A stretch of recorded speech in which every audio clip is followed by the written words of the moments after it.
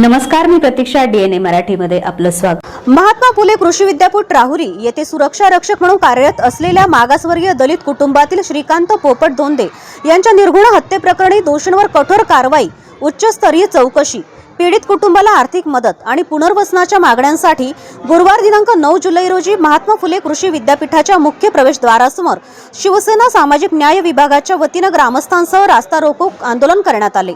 सुमारे 1 तासाहून अधिक काळ चाललेल्या या आंदोलनामुळे नगर मनमाड महामार्गावरील वाहतूक दोन्ही बाजूने ठप्प झाली होती. वाहनांच्या लांबच लांब रांगा लागल्यानं परिसरात काही काळ तणावपूर्ण वातावरण निर्माण झाले. या आंदोलनामध्ये शिवसेना सामाजिक न्याय विभागाचे जिल्हाध्यक्ष विनोद साळवे यांच्या नेतृत्वाखाली झालेल्या या आंदोलनात छावा संघटनेचे प्रदेश कार्याध्यक्ष रावसाहेब काळे पाटील, महिला जिल्हा प्रमुख उज्ज्वला गवळी, मालन जाधव, पोपटराव दोंदे, रमाकांत दोंदे, सिंधुताई साळवे, ज्योती पाटोळे, सिद्धांत पाटोळे, प्रियंका कदम, भाऊसाहेब कदम, प्रमोद जवजाळ, भाऊसाहेब पंडित, कृष्णा कांबळे, कल्याण गायकवाड, इंदुबाई पंडित यांच्यासह मोठ्या संख्येने ग्रामस्थ आणि दोंदे कुटुंबीय सहभागी झाले होते. साळवे, जिल्हा प्रमुख, शिवसेना सामाजिक न्याय विभाग, अहिल्यानगर दक्षिण. आज आम्ही महात्मा फुले कृषी विद्यापीठ यांच्या गलथान कारभाराविरुद्ध शिवसेनेच्या वतीने, छावा संघटनेच्या वतीने व आंबेडकरी संघटनेच्या वतीने आज इथं भव्य रास्ता रोको केलेला आहे.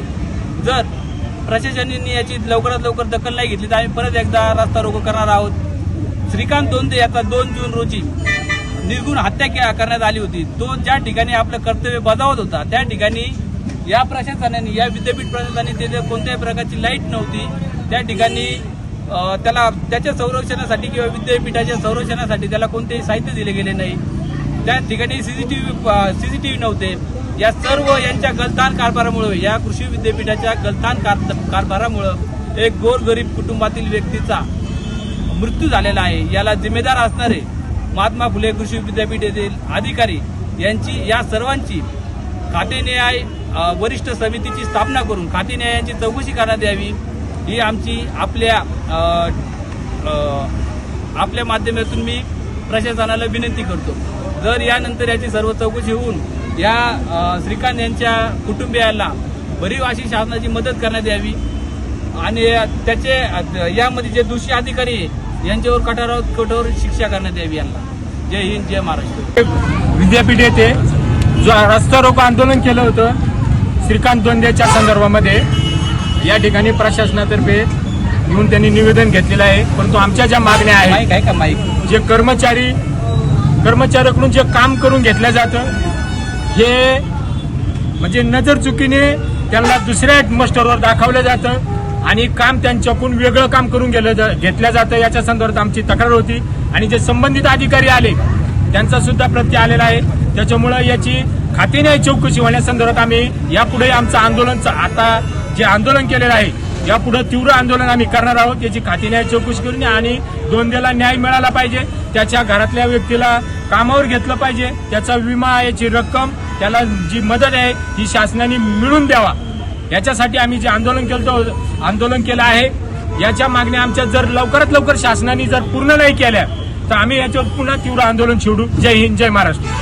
जिल्हा महिला सचिव, शिवसेना.